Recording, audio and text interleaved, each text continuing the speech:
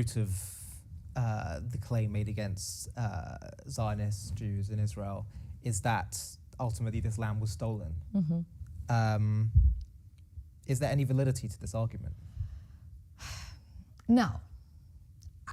And yes, I'm going to make a very black and white answer to that question, but I'm going to give, obviously, context and history. The concept of stolen land, I think, is a feeling rather than reality. Okay? And I already touched on that, right? You come in, you say, I bought this land, and that person then has to leave that land. It feels like your land is stolen from you. But we have to look at the history. And I studied history, that's my focus, and I need to go into it a little bit, and I'm sorry if I might go into it a little bit too deep for some people, but I think it's really important. Yeah. You know, we already spoke about early immigrants, late 1800s, Jews returned, they bought land, they settled that land, they worked that land, and they slowly but surely saw this land start to flourish And nothing happened by force? No, not at the beginning. Okay. Not at the beginning. And again, I don't know, we'll talk about that term. But no, we came in and maybe, I mean, yes, if somebody comes and said, this is land that I have now purchased, and the Arab who was living there said, well, I'm not going anywhere, then yes, they might have had to be removed by force. But again, it was done legally. It was done legally. There's no stealing. So, exactly. When we say stealing, we're implying an illegal theft of some kind, and that's not what happened. Now, as time went on, what the Jews started to develop more and more was Zionism, this notion of Jewish liberation, Jewish nationalism. Let's create a Jewish state in this land. And then we got the support of the British.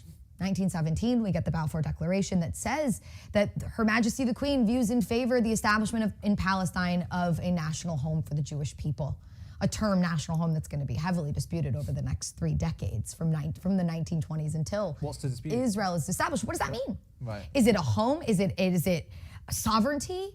Is it autonomy? Is it just a place where they can live maybe under somebody else's leadership? Or is it full-blown independence? Right. It wasn't clear. It did talk about how we cannot prejudice the people who are already living there.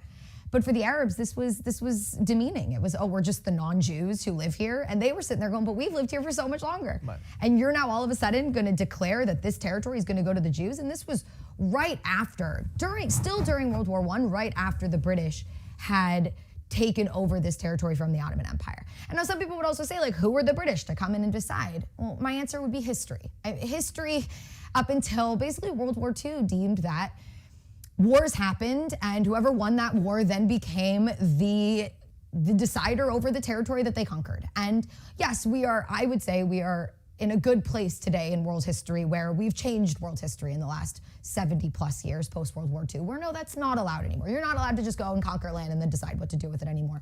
Protection of the little countries, protection of the little guy. Tell it to Russia. Well... There's a consensus that it's wrong and not allowed. Yes, okay. Exactly. And that doesn't mean that everyone follows the law, but there are now laws to prevent this. But the British did then, post-World War I, the British mandate was drawn up, and this became legally binding. This was an international treaty recognized that the British mandate stated what was said in the Balfour Declaration, which was that this territory was then going to become a national home for the Jewish people. And the territory that I'm talking about at that time was what is today Israel, the territory between the river and the sea, and Jordan. Now, and what became Transjordan and what is today Jordan. Eventually, the British will chop off Jordan before that is ratified because of other political issues, and I don't want to enter those. But again, they said that the territory between the river and the sea was now going to become a national home for the Jewish people. But as time went on, the Arabs, some, not all, but some of the Arabs living there, specifically led by the Grand Mufti of Jerusalem, Hajj Amin al-Husseini, will say, no, Jews shouldn't have a country here. This is our land. And he was both an Islamic leader and the leader, to a certain extent, of the Arab community there. And a massive anti-Semite. Oh, yeah. I mean, very clearly so. And a Hitler ally. From eventually a Hitler ally, but you don't even have to start there. Go to 1920, the Nabi Musa festival in Jerusalem, when he called for the massacre of Jews, and that was the first. And then it happened again in 1921, and then again in 1929, and the Jews slowly started to realize, well, maybe we can't live here side by side with the Arabs. Maybe the Arabs don't want to live in our national home, which, you know what, is very legitimate. It is very legitimate for Arabs in that land to say, we're Arabs, many of them Muslims, and why would we want to live in a Jewish home? Why would we want to live in a Jewish state? But it's not like they're living in an Arab home.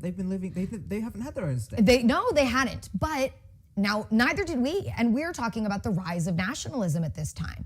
And so they kind of said, you know what? Instead of giving it to the Jews, we should have it. And then there's going to be this turning point in 1937 where up until that point, there were some Arabs who were okay with this notion of Jewish statehood or Jews living there and having some kind of sovereignty or self-determination of some kind. But in 1937, the British, who will wake up and realize, okay, we messed up. Like, we said that all this land is going to be for the Jews. We kind of ignored the fact that there was a population there who wasn't going to be happy with this. Let's try to change the mandate, or let's throw out the mandate and try to come up with something else. And they drew up the Peel Commission. Now, the Peel Commission is a major moment in history, because here is what is proposed is that of the territory that remained between the river and the sea, 20% of it would now be allocated to the Jews. About 75% would be given to the Arabs, and about 5% Jerusalem, and a little part extending out to the coast would be under international control or remain under British control. And you would think the Jews would say, what, 20%? You offered us all of it. We need a place for